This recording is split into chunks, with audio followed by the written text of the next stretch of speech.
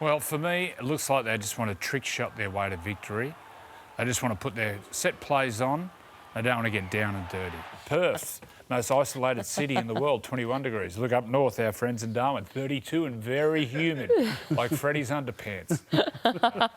I'd be putting Tom Dearden in. I just think Daly, what's Daly, 36? He's been a great player. Big call to drop your captain, but this is a must-win. Yes, hello and welcome to another episode of Freddy and the Eighth, proudly brought to you by Sportsbet. Great to see you, gentlemen. Andrew Johns, Brad Fittler alongside me. Hello. We're back in studio. Last week we were at Suncorp Stadium and now back here. That was pretty good though. That was amazing. And the next two, not next week, the next one over, we're going to Perth. Yes. We might have a special guest. Someone's on the Oh, who spectrum. are we going to have? We can't disclose. Me and this one are working on it. Oh. Yeah. Ooh. Yes. Is it? Yes. I think I know who that is. So Oh, get that's ready. great. Yeah. He's a ripper. Yeah. Oh, plenty of stories if it is who it is, who I think it is. Anyway, we will reveal all when we know and it is locked in. But we've got a huge show coming your way. We're going to be discussing all things around Lachie Galvin, what this means for the Bulldogs. He has been named on the extended bench. A bit of trouble at the Broncos and their results at the moment. Are they set to lose a big name player? And we'll review all the big talking points out of State of Origin Game 1 and have a look towards Game 2 of State of Origin. But it has been a huge weekend that we've seen in footy. Freddie, what caught your eye over the week that was? I can't believe how many times this year I've seen a first. Like the Isabelle Kelly try, like in the Women's State of Origin. She scored the try, no one's around. She dives and the ball's on top of her arm. And then when you just go for a closer inspection, the ball actually doesn't touch the ground. They gave it a no try. Like, I haven't seen that ever. There's another one, Sharpe kicks a dropout, Fletcher Sharpe. Fletcher, and it goes dead. That's the first time I've ever seen it. How much practice you reckon they do on these? You got to be doing about, It actually goes dead. do about 20 or 30 a week. Get your technique right. The best one to do it is Jerome Luai. He does a rugby union style. When you do the dropout or the drop kick, you let it bounce and go And a bit kick under higher. it, yeah. Kick higher. Watch rugby union. Get your technique right. That does get very windy at Cogra there. Right where that is, it's onto the water. Well, if that's the case, kick it long. Kick it longer. And the last one, the best one, is Daniel Tupou. This was unbelievable. So have a look at this. The Roosters break him down the left-hand side. There's Tupes, one of my favourites. Beats the savage tackle. He thinks he's tackled. I better not. And scores. And looking around going, what have I done? What about he? Oh, he scores it and waits for the I think referee. He that's goes, play Ethan on. Strange comes flying across. So good. That was unreal. Do you know what I loved most about that game? Ricky. Oh, he was Ricky awesome. Stewart, honestly, you need to get a GoPro on him and you could make a full-blown documentary. Tackling the Viking. Just bashes everyone. The poor Viking with the beard. There he is in the background. Every time. Mate, he does. Oh, there he goes into the Viking. He does nothing soft. That guy's a mixture between Colonel Sanders and a Viking. We've got to get his name. We've got to get him on Freddy. Yeah, let's do. We're going he'd to be have a good. huge guest Yeah. list. Do you know? Speaking of guest lists, I'm in the works at the moment to get these guys on. Big fans of NRL on 9, the Sunday Footy Show, and big fans of Andrew Johns as well. Thank you. The guys from Hello Sport.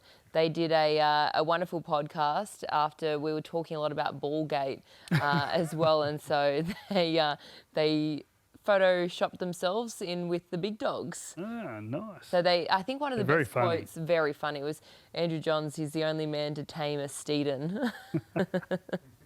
That was good. I could go somewhere with that, but I'll just leave that. No. you I'd like can a go. pup out of those onesies. I like it. I like the end of it. They look like two big turds. They're lying down. Lying. They look It's in hung. my mind now. They look like hung monkeys. They're lying down and they're talking about when you're upstairs and it sounded different. Oh, yes.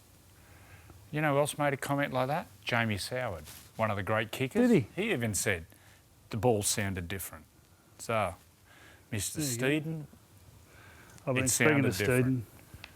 Did you get any insight into it? Yeah, we got the three. We got last year's Origin 2 ball where Zach Lomax kicks, I think, 5 from 7. We got the Origin ball and then we got an NRL ball. They're all the same. There's no difference. We had someone come up with an idea, though, to not fill them with oxygen or air, to fill them with... Nitrogen? Was it nitrogen? Jack Elsegood, Yeah. wasn't it? And what difference would that create? We actually sent the text, I can't remember, but he's sort of with racing, so they fill their tyres with different products, so... interesting. Okay. You'd be able to kick it further, I'm Let's assuming. not overthink things. Well, we're definitely going to try and get the Hello Sport guys on the couch with That'd us be good. in their onesies. Yep. Yeah. There you go. Leave it with me. The turds. All right, well, let's dive into some footy chat. Of course, there is a fair bit of pressure and a fair bit of discussion at the moment about the Brisbane Broncos and where they're at this season so far, and also just the way that they have been playing as well. You guys spoke about it on the Sunday Footy Show, quite critical of the Broncos. What are you seeing when you're watching them play at the moment? Well, for me, it looks like they just want to trick shot their way to victory. They just want to put their set plays on. They don't want to get down and dirty. That's just how I see it.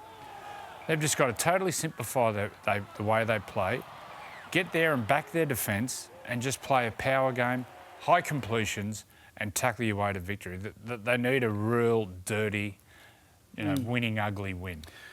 They don't put themselves in a position to help their teammate. If you look at the great teams and if you put a high camera, what you'd see are them moving in position constantly, constantly getting back behind the ball and working to make it better for their teammate. I don't see it. Because they want to go for the big play. That's right. They want to play the big play. Payne Haas gets a runaway late in the game. There's no one within 20, 30 metres of him. They're just cheering. Go. I just want to do a block for a block for a block on play 4. Strip it back your defence, high completion rates. So what does that come down to? Is that obviously there's onus, there's a lot of onus on the players who are on the field, but there's also a lot of discussion about the coaching staff at the moment. Michael Maguire, he's obviously come in and he's been hoping to change the team around, put that really hard edge on them. But who is to blame in this situation? How much onus is on Michael? Well, you go from Kevy said people say Kevy was, gave the players too much room, and now you're going to a coach who mightn't give them any room. Who's a dictator. So it comes back to the players. You can't have it both ways. You can't love Kevy but not produce for him, and then all of a sudden you get someone who works you hard and you don't work for him as well. So at the end of the day, the players just need to stand up. The worrying thing for me is they're the biggest club in the NRL. Pretty much kids in Queensland, pretty much they all want to play for the Broncos. They haven't got any halves coming through. They're looking to sign Adam Reynolds. What's Renault? 35? 35. Where's the next plays? Look at the Raiders. The Raiders, K.O. Weeks, Chevy Stewart, early 20s. Ethan Sanders in his 20s. Ethan Strange in his 20s. Owen Paddy. Where's their planning? Where's the next halves pushing through? There isn't any. There isn't. So Someone black? Kobe Black. If you are coaching this side then, how do you change it around? Obviously, we're It's up to the players. It's not up to the players. They've got the talent. They're the best players. But if you went through all the kids in Queensland, they've got them all. Brisbane have the best production line, and they always have. So they're the best players. You don't need different players. They've just got to find a way. When Payne Haas gets the ball, the two halves, the fullback, should be buzzing around whenever he gets the ball, because if they push up, he's going to get one-on-one tackles. Look, one-on-one tackles, you can't tackle him. And if he gets a one-on-one tackle, it's a quick play of the ball or it's an offload. You've got to push up with him. You can't be saying, get to here for a quick play of the ball because we've got this fancy big play on. It doesn't work like that. There was a real concern against Manly, the score, and how it got away at the end, and some of the tries. I'm nearly getting out of the road at one stage. There was just a real lack of commitment, I thought. But him and Carrigan can hold their head high. Well, look, there are excuses because they've had injuries to I think fullbacks. also in saying that, though, like they set this great standard, but they then need to also now take that next level and drive it into everyone else. Like they provide, but they need to learn to drive everyone mad so everyone around them provides. They know what winning looks like. Has Payne got that in him? Well, everything he does, he doesn't verbalise it, but everything he does His actions. He trains hard, always on time. He's a real professional. So if Carrigan, he might need to be the voice. He needs to drive people mad. You've got to make people accountable. Nothing to do with the coach. Do you see Payne Haas staying at the Bulldogs so he can? His manager has at the Broncos. Yeah. His manager has spoken about it. Said they're going to put all talks on hold until the end of the season. So he's still there for next year. Look at him. It's just a mission. So he's there next year. Perth Bears come in the year after. One-on-one, offload. Well, if you're the Perth Bears, you're chasing him, aren't you? Yeah, but mate, there's other issues. He's looking after his little brothers, isn't he? His little brothers live with him, and he's got a young family on his own. I think it's a big ask to move him across the country. That bloke there, does he want to go play with Tino? Does he want to go play with his brother? Does he want to go to the Gold Coast and play with them? Yeah, they're going to afford him. You can't honestly, Tino's on good money. You can't pay Tino and him like in the same position. Well, that just, salary cap just doesn't work that way, so. He looks good in the Bulldogs jersey. There's a bit of Sam Cassiano about him. Geez, he was a good player, Sam Cassiano. It is going to be an interesting situation, though, when the Bears do come in. I think the market, there will be, obviously there's a whole new team to get players in. Do you think that there will be a lot of change coming in, say, at the... Well, they need a big scalp, first off. Looks like Mal Meninga's going to be there, which will be great. We've got a big figurehead. When GWS came in, they got Kevin Sheedy. So Mal's recognisable everywhere, even if you're an AFL fan. Well, you can't miss him, he's that big. So now they need a marquee player. And look at the Storm. When they started, they got Glenn Lazarus, front rower. Halfback, front row. Yep. Good coach, Chris Anderson, already won grand finals. The other thing that is everyone is totally aware of is that the managers know that there's a team coming in 2028. So, all those players coming off contract around that time, the managers will be very smart and coy about what they're doing with their players. And you get the sense that the managers, they're already onto it. Everyone's already working out, what different pieces of the puzzle they can put in. The big part about what we're doing at the moment is expanding. We need 60 more players. So what we need to do is make a real focus on the players who are retiring and work out why Cameron Smith and Paul Gallen could play to, the quality they did and how they did that. And then also we need to work out how we're going to get 16, 17, 18-year-old players. How do we get them to the next level earlier? So that's a really big job for the game. Also, just talking about the Broncos earlier, a big one this weekend, Adam Reynolds, 300th. Well done. What an achievement. He's had a lot of injuries, hasn't he? Like his last couple of years, for a bloke with his stature, but he's such a classy player and just pushing through leg injuries all the time. He had neck surgery as well. He's done well, hasn't he? Won a comp at South. Would have been odds on to win a comp up there. Geez, last year. Geez, they were very close. 20 minutes away. Well done. 300 games, massive effort. Good on him. Geez, that was a good team, that 2014 South team. Unreal. Greg, Sam. They had Lottie Reynolds, Keary, Ben Teo, John Sutton, Dylan Walker. Star-studded. Oh, they were a good team. What a time for the players and the fans as well back in 2014. All right, we'll stick around. We've got plenty more coming up on Freddy and the 8th. After the break, we're going to be talking all things State of Origin after the Blues' big win at Suncorp Stadium. Origin 2025 is underway.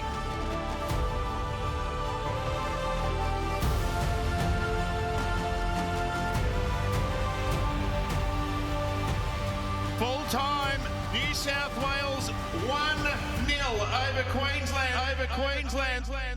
I feel pretty flat, to be honest, about our performance. We didn't see the best of this Queensland team, and that's what I'm most disappointed about. Harry Grant. Oh, he spilt it. Like many of our players, Harry wasn't at his best tonight, unfortunately. I'm sure if Billy Slater, he'll have some stern words for his team members at half-time. Haas rumbling back. Payne's injury, we weren't sure with that either. He hadn't really trained, and then to push out the minutes and be strong the way he was inspiration. I'm with our man of the match at Payne Haas. Congratulations. He goes to Edwards. He fires it to Crichton. Crichton for the corner. Across to Zach Lomax.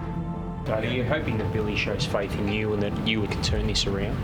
Yeah, definitely. I guess with losing comes the question, so we've opened ourselves up to these sorts of questions, but yeah, I'd love the opportunity to come back and correct it. Cleary, Moses, brilliant hands! When you got the world's best players playing together, special things happen.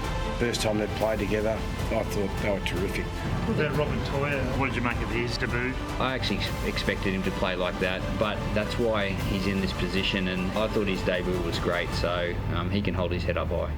And the score is 18-6. It's a series of 3, and that's still alive, so we'll be going after it. Yeah, there you go. The series is still alive. New South Wales 1 up at the moment as we turn our attention to Perth, Game 2.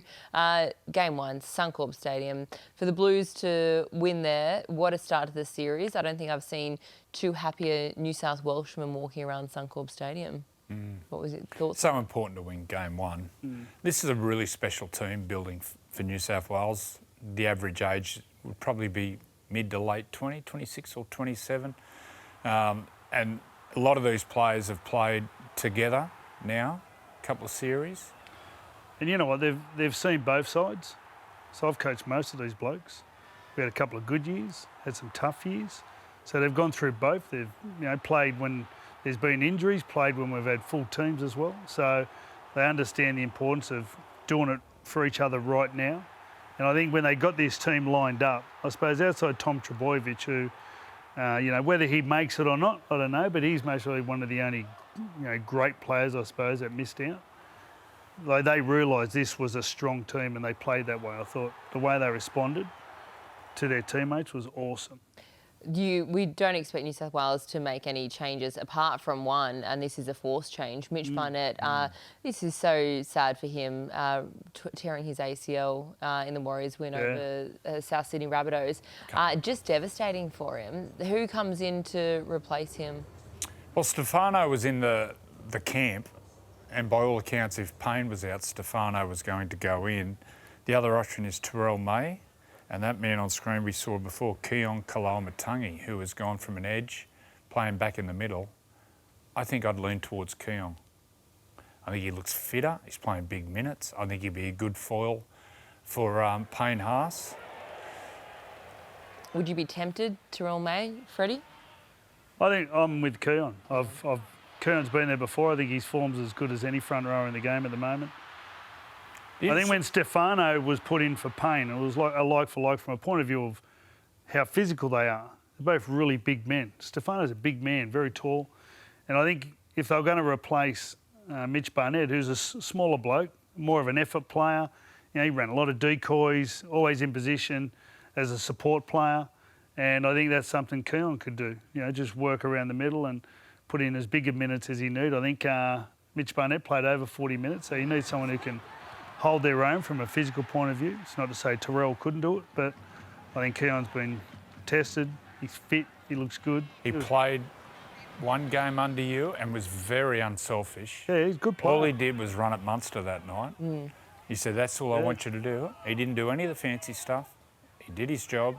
No fanfare, no whinging. He said, right, I'll do my job. Yeah, I'd go with Keon for sure. Keon. What about Queensland? When you watch their game, have you gone back and rewatched Game 1? I watched it, yeah. When you looked at, how did you watch it? Did you look at one thing more closely than? Well, I had no go forward. Everything starts with the go forward with the middle of the field. Their forwards, in particular, their middle forwards got bashed up. That's why there's a lot of talk about Corey Horsburgh coming in, a little bit of fire and brimstone. But this pack for New South Wales and their middle pack, I've got to say, watching it again, Isaiah Yeo needs to be applauded the way he played. Didn't play the Penrith style, he pretty much ran all night. He was outstanding. There got to be a change in the middle forward, whether they bring Horsburgh in, but our forwards smash them. If they haven't go forward, Harry can't do his stuff and the halves can't do their stuff. Hemiso never got the ball. We know how dangerous he is. So something's got to happen with their middle forwards. I'd be putting Tom Dearden in. I just think Daly, what's Daly, 36? He's been a great player. Big call to drop your captain, but this is a must-win. That is such a big call. And Dearden, when he came on, Dearden made an impact. That But it's would a be- difference. He made a massive impact, but he didn't start. He didn't start. Yeah, and they were on the back foot. And I thought the one thing with the forwards of Queensland, they wanted to come in and they wanted to beat New South Wales, but I thought they went about it the wrong way. Like, even from the first tackle, they didn't launch themselves. What they did was they waited till they got to the ground and got in. And I thought it was a little bit, they were going for headlocks. I think there was 3 penalties for, headlocks or head highs, like head contacts. They had a drop in the first 10 minutes. I just saw the way they went about it. I just didn't think they didn't aim up. I just didn't think they were strong enough in the middle. And the way they attacked, I thought which looked pretty good early. They sort of moved the ball a little bit. Whether that was through the fact is we're dominating them in the middle, but it looked exciting and they couldn't keep that up. New South Wales were conservative. We did very little. You've obviously been there before as a Origin coach. How much do those decisions where you've had a loss and you're having to look ahead to the next game and you're toying with that decision whether to change players, how much does that weigh on your mind? There needs to be a better player to come in. So there's no good worrying about thinking about making a change unless there's a better player to take his jersey. Do you think also the makeup of the bench, having Dearden on the bench, that takes up it takes up a bench spot, but also a player that might not necessarily be able to cover as many players as someone like, when you look at New South Wales, Connor Watson as well? I'm surprised Kurt Meehan didn't get a start on the bench. I think he's an ideal 14 in Origin level. Can play anywhere, can play in the halves, can play dummy half. I just think Dearden. It's his time. Daly's been a great player for Queensland, but as I said after the game, no one beats Father Time. And I just think it's Tommy Dearden's time. There's no way he'll do it.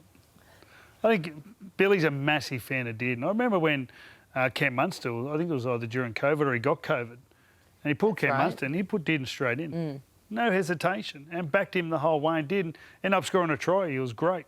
So what do you think?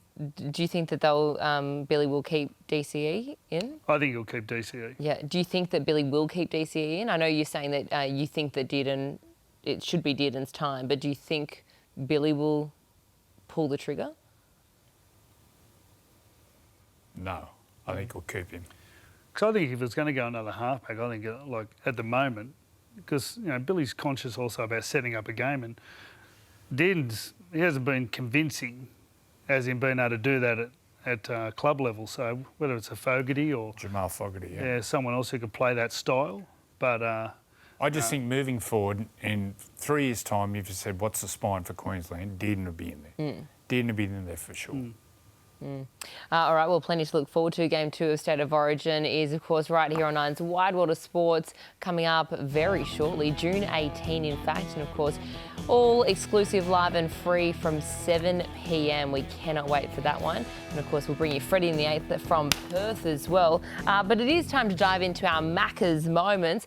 We do have some of the cups out here on the desk at the moment. So there's a special New South Wales Maccas meal available right now. You can buy one and get one of these awesome cups as well. And if you buy 3, then you get 3 cups. So Whoa. It's a win-win situation. So each cup represents a magic moment from State of Origin. So let's talk about one in particular, 1997, Game 2. So New South Wales had won Game 1 in Brisbane, and then Game 2, they went on to win this one. I didn't play this one either. I think I don't know what injury I had. Oh, Is it Jimmy? Ball Jimmy. Kenny McGuinness and Jimmy. Oh, yeah. Yes, Jimmy. Love State of Origin. Nick Kosef, what a great player he was. Talk about someone who got brought down by some injuries. Nick Kosef was a brilliant player. Singh. Didn't he hit the ball hard, Matty Singh? So with New South Wales up by a lot in this game, and then they came back, Queens, 14-0. They were up. And then Johnny Simon halfback. What a great field goal. That was a hard field goal on the wrong side. No time. Yeah, it looks like a fun team. I'm being told it was 14-10 at half time. Yeah, right. I had a groin operation, that's why I didn't play the whole series. So I was out. I think I missed the whole series too. I had an ankle reconstruction the last trial that year. Anyway. There you go.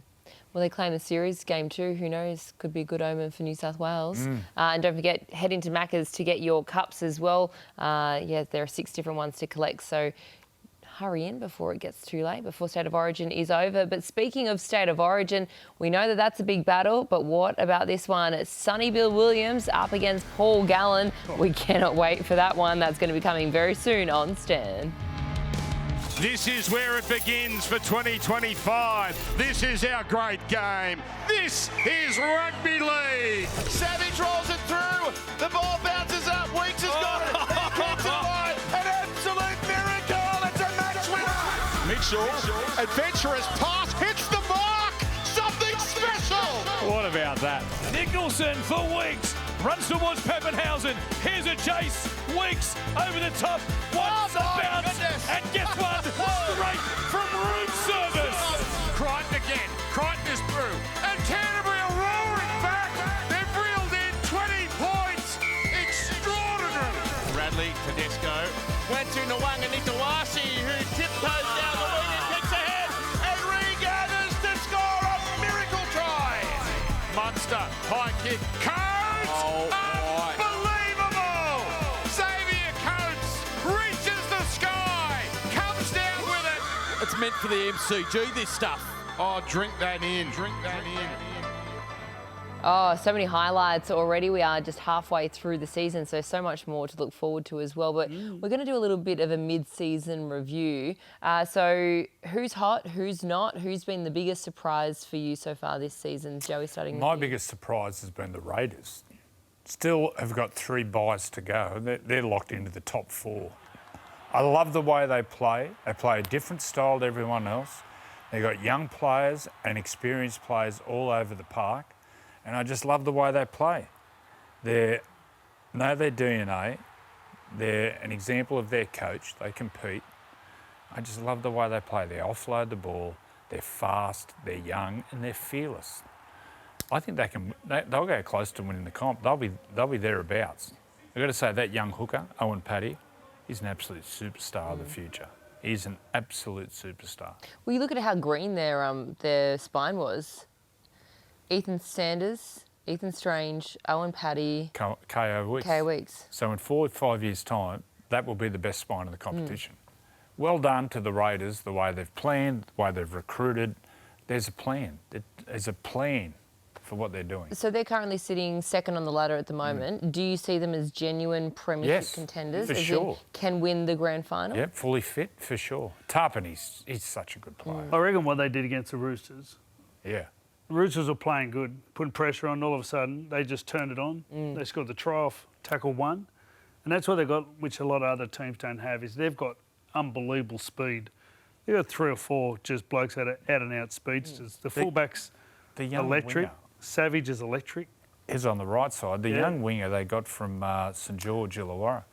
Tamani. Holy smokes, no one can tackle him. Honestly, you think about some of the games and some of the finishes that they've had this season as well. That's the thing. Fearless.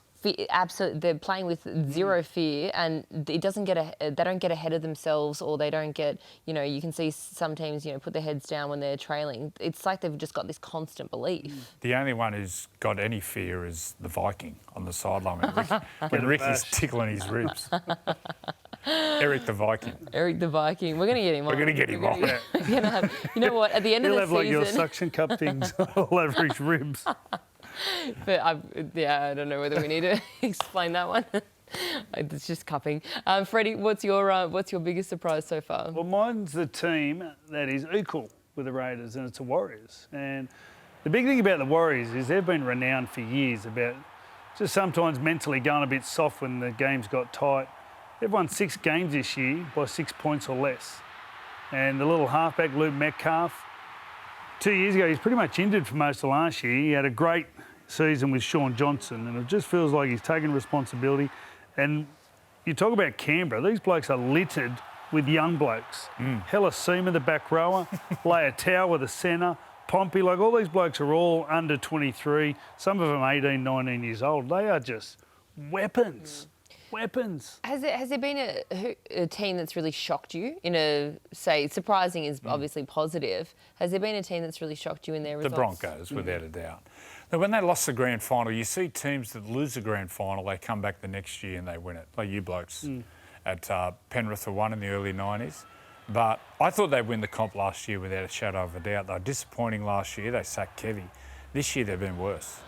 With the star-studded roster they've got, they have been really poor, really poor. So they won 4 of their first 5. Well, they're leading the comp. They beat the Roosters by 50 in round 1. They got beat the week after by Canberra, and they won their next 3. And I think the only team they've beat since then was the Bulldogs. They flogged the Bulldogs. They were up by 30 at half-time. Yeah, that's right. And the Bulldogs actually came back. I think it was 30 to 18 it finished up. Just quickly as well, Bulldogs, speaking of Bulldogs, new recruit, Lockie Galvin, he has been named on the extended bench. Do you think that we will see him actually take to the field and start, or from the bench? I think from the bench. If they've got him, why wouldn't they play him? Just put him in there. It's hard to question what they're doing at the moment because they're doing everything so right. But I couldn't assume he doesn't have to go and, test himself in reserve grade. They spend a lot of money on this bloke, so I'm assuming that they've already considered him to be in their top 17. I spoke about the Raiders planning. In 2-3 years' time, Lockie Galvin, 5'8", halfback Mitch Woods. You know Mitch Woods. Huge raps on him, the young halfback. I've seen bits and pieces without doubt. And the sound how, you hear Mail, how he trains and how he prepares. He's a 200-game first grader, halfback. Not many around, so There you go. Once again, great planning. Exciting times for the Bulldogs ahead. And just lastly, some other news that we've seen this week as well. The Kangaroos job up for grabs potentially, with Mal Meninga most likely heading to the Bears. Your name, Brad Fittler, has been thrown around. Is that something that you'd love? Well, at the moment, there's no job, because if Mal Meninga doesn't take the Perth job, he's the Australian job. So just through respect, I haven't really considered it that much, and no one spoke to me directly. But to go over and be part of a Kangaroo tour that hasn't happened in 22 years would be awesome. It'd be incredible. I think at the moment they've sold out Everton, they've sold out Leeds, and they reckon they'll sell 70 or 80,000 at Wembley. It'd be an amazing experience. Well, you've done your apprenticeship. That was the Prime Minister's 13. You've done that a couple of years. Yeah, that was. You've done Origin for what, 4 years? 6 years Origin. 6 years. Far Goes out. quick, man. Geez, you learn a lot. And I've got to say, you learn more from losing, but geez, you learn a lot along the way. But it's an interesting time. It'd be exciting working with the best of the best. Yeah. Wouldn't it? Watching them come together. That was always the great thing about playing for Australia, was, knocking around with Gordon and Lockie and Alan Langer or whoever it was, but people that you always played against constantly, but you just had these small little times where you come together and, you normally made really good friendships out of it. Is there something that you experienced in your time touring that you would love to implement if you were to take over as coach? We used to, when I first went over in 1990, what they used to do was get a couple of blokes together and you'd all go and buy an old car. And so you'd all hoot around in an old car, and at the end of the trip, they'd do a smash-up derby. But if we used to, I remember Brandy was driving and one of the players, I won't say it was, his car was there, and it was like, as we're driving in the car park, it was right in front of us, so we started the smash-up derby early. Do it responsibly, kids. But I walked out the front. We walked out the front, and our car was one of those Vitron or something it was called. It used to, as soon as you turn it on, it would rise. And then looking out the front, there was Ciro jumping on the roof of our car. Like, people must just walk past going, look at Shagging wagon. That was no shower. Mate, Same nothing man. going on in there. All right, well, we'll certainly have to stay tuned for that one. We're waiting to see as well. We might all head over at the end of the season, support the Pretty Kangaroos. good place. Yeah, The other thing we used to do was, but it was in France, we used to do a big man versus little man wrestle. It was in the middle of the forest. And I remember Mal used to take on about 10 of them. Little outfit that'd be coming in, Mal would be going, boof. Is this is this one of those keys in the bowl sort of moment? Is this what we're... No, it was So nothing big like man that, mate. v little man It was in a just forest. in a forest. Okay. We used to do an 8-hour trip. You'd go from Paris down to the south of France on a bus. And it was like something that they used to do every kangaroo tour. Would you have clothes on? Yes, Andrew. Sounds like my sort of trip. Big man versus There you go. Big man v little man. Big man. Normally always won. In the forest. All right, we'll stick around. Plenty more stories coming up. And we will be looking at the best tries that we saw over the weekend and see who is leading Freddy's leaderboard. Coruscant to Reynolds. Reynolds with a little kick. He thinks he's found his target, has he? I think he has. Alex Johnston, has he scored? Yep, 100%. Well done, young man. You'll remember your debut and you'll remember scoring a try on debut.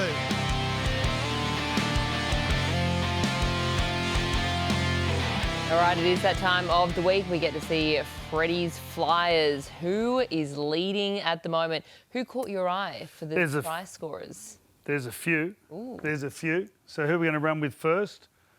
I think most probably the most bizarre try ever scored. And it's going to sit at the top for that reason. I've never seen anything like this, actually. I watched it, I reckon, 5 times and laughed every single time. Daniel Tupou. Most bizarre try ever. You're sitting just below Marky Mark. Beautiful bit of space up the outside. Beats the savage tackle. Ethan Strange comes across. Can I? Yeah. Try. Can I? Green light. This is awesome. All right, so where does he sit now on the leaderboard? He is... Well, he's sitting second because it's one of the most bizarre... It's possibly the most bizarre try I've ever seen. All right, next up. All right, I've got the Raiders in the same game. Tackle 1, this is crucial. So the game was nip and tuck for quite a while towards the end. And K.O. Weeks talked about that electric speed. You got to remember these conditions were very wet. The ground was wet. And he just got outside Billy Smith, and there's Ethan Strange. Isn't he a good player? Well, he supports at both ends. He tried to get Tupou at the other end, and he scored the try at this end. So Ethan Strange. Decisions. So we saw a bizarre try, and now we're seeing a strange try. You like that? That's pretty good. Good play on words. You're going to go above the Last Chance Saloon. Okay. So you're going above your... So who drops out then? No, I've just made room on the board. All right. And, of course, heck, we have a try-scoring episode without talking about the man himself, Alex Johnson. What a legend. The first was an intercept. I love intercepts. You can just see he just placed himself perfectly, and then Latrell just stepped up. What about that pass? Wow. Oh, my gosh. That was freaky. Like how, like, you know, whether Latrell meant to pass it there, but... He did. It's premeditated. That was awesome. And so it took him to 200. He's well and truly over Billy Slater now. It was 190. And Ken Irvine, the great Ken Irvine, he's on 212. So he's got 13 more tries to become the greatest try scorer of all time in a game. Local junior? Is he Local junior. La Perouse? Yeah. So coast to coast, Cronulla, you're gone. You're just going to get taken out. He just gets taken out. So no one below disappears. Just okay. There you go. You're ruthless. All right. Well, it is that time to dive into our having a crack moment thanks to Sportsbet. We saw a number of good efforts over the weekend, but we couldn't go past this one. The West Tigers. It was a near comeback. It looks so hard to tackle Stafford Ty. He's a tearaway. I thought they were going to win, and then late, it was a half break, and he passes on the inside to Arpi, Coruscant, and it was a tough one. Arpi drops it. I think if he takes that, they win the game. Big test this week against Penrith. We're going to see where they are, the Tigers. It's Penrith, they're playing that tough, grinding style. We'll see. They attack. Whew. I wish Newcastle Knights watched them. They just attack whole constantly. Always at you. Good hand gestures as well. There you go. All right, well, it is time to get a market update. Let's check in with our friends over at Sportsbet. Much to celebrate this week. Lots of milestones. It's raining milestones. Josh Papali'i becomes the most capped Raider of all time. Adam Reynolds joins the 300 club. And all these faces you see here also celebrating their own milestones. NRL Weekly Hub, that's the way to get involved. Any 4 to score. Can't wait for this round. Imagine what you could be buying instead. For free and confidential support, call the number on the screen or visit the website. Well, here we go. A big round of NRL action about to get underway this week. A couple of really good matchups, of course, round kicks off Thursday night footy. The Knights up against the Seagulls, that one at McDonald Jones Stadium. Be interesting as well, the forecast for this one. I think it's going to be a bit wet and windy. Wild and windy conditions at Newcastle. It's a worry. With the Newcastle, they've got a lot of injuries, in particular their middle forwards. No Jacob Safudi, no Adam Thompson. Elliott, no Leo Thompson now for 4 weeks, but also their left edge, their go forward of Greg Marju and Bradman Best, who get the sets rolling. Kalen Ponga back, Fletcher Sharpe to 5'8", Jack Cogger to halfback, but I don't see it. No. Last 3 games at home, they've been pretty much towelled up. You're making me question my weather checking capabilities. Maybe Pretty sure I did the weather's check. good. No, the weather's good. Maybe I checked for Wednesday rather than Thursday. No, it rains today, and then pretty much we're dry for another week. Yeah, Thursday it's dry. Yeah. Right, okay. So, yes, the weather warning is for today. You're on Today's Show and you don't even get the weather. Tim, right. listen to your man Tim. No, tomorrow is Thursday. There's a strong wind warning. Southerly 20 to 30 knots, decreasing to It's not 15 to raining. 25 knots. No rain. 90% of chance of showers. It's not raining. Is it, what, 1 mil? Does it say 1 mil So there? Thursday The night, chance of a thunderstorm. Thursday night, it Is that raining enough? It doesn't really pull that much of a crowd in Newcastle. I'm getting onto my app. I hope, geez, it might be a small crowd. There it is. Here's the weather map. Oh, Joey, can we get you to do? Look at the low off Hobart, chilly 12 degrees, and Perth, most isolated city in the world, 21 degrees. Look up north, our friends in Darwin, 32 and very humid, like Freddy's underpants. There we go. And what's your throwback to the news presenter? Yeah, I don't know. How's that, Pete? Enjoy your weekend, Pete. Oh, you've got a career after the footy. Thursday, less than a mil, Newcastle. What app are you on? The only app. So who do you like in this one? No, Manly. I thought Manly were fantastic last week. A couple of statements. Obviously, I thought Cherry Evans was awesome. Lehigh Hopewadi. How strong is he? Mate, first set of 6, he ran through the middle of the Broncos pack. Like, that was a sign. He was great. So I think Manly. Manly? Okay. Dolphins, Dragons, Friday night footy. I like Dolphins, but I got to say one team who's on the up is the St George Illawarra Dragons. Those young forwards coming through, the Couchman twins, young Egan, he's on his knee, young fella Stewart, Hamish Stewart. Junior, and the 5'8", King Tongia, and then the young guy, Pacifica, I hope Tongia, the young tearaway forward. My gosh, what a machine. He's a big man. But I'm going Dolphins coming off the bye. There'll be nothing in this one.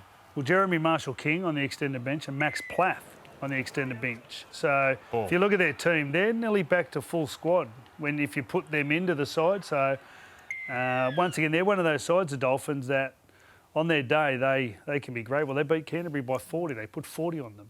So Sunday afternoon, I've been looking forward to this one all week. As soon as we wrapped up at CommBank Stadium last Sunday, all attention turns to this one, Tigers v Panthers. And you got husband and wife against each other, Jerome Luai and Nathan Cleary.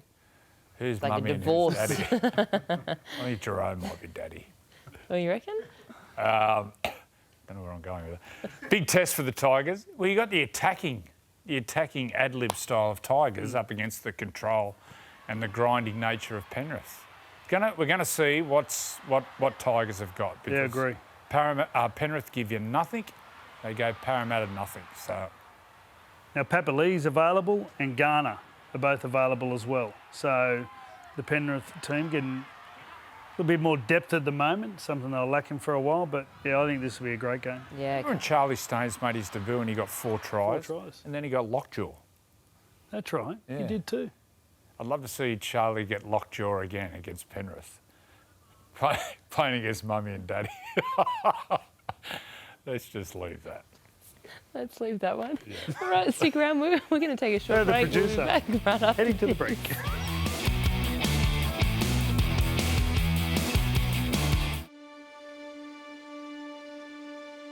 Welcome to the Beanie for Brain Cancer round, a time when the rugby league community joins forces to fight brain cancer.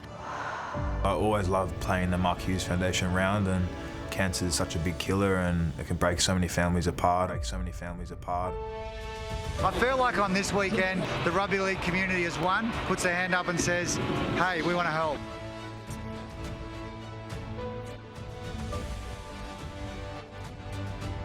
For us to be able to raise a bit of awareness, raise some cash and try and help find a cure, and it's cool for us to play our little part in such a big issue. I look forward to supporting and being around it.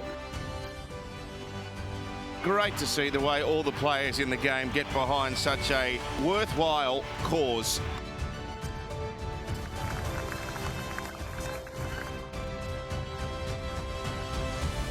Oh, it is such an important cause and one that we all love getting behind in the rugby league community. Round 17 is Beanie for Brain Cancer round, but they are on sale at the moment. We had them on the desk for Freddy and the 8th last week with Danny Badiris. He had some on. There's a beautiful purple one, a beautiful grey one as well. So they are available right now. Go out, buy your beanie and support the Mark Hughes Foundation. We love it here and we love doing everything we can. You can buy them in store as well, IGA stores. And Mark, he won't stop on this till he finds a cure for brain cancer. So it means everything to him, and well done to all the volunteers that get out and help. Yeah, it is something special when you see the whole rugby league community getting together to support something that... Just watching them wear beanies. Get to that round, everyone's got a beanie on. That's a statement. Yeah. And the players. Yeah. I know exactly what one I'll be getting. I'll be buying the grey one. I love that one. Yep. All right. Well, thanks for joining us here on Freddy and the 8th this weekend. We hope you enjoy the footy over the weekend and we'll catch you again next week. This has been another presentation from Nine's Wide World of Sports.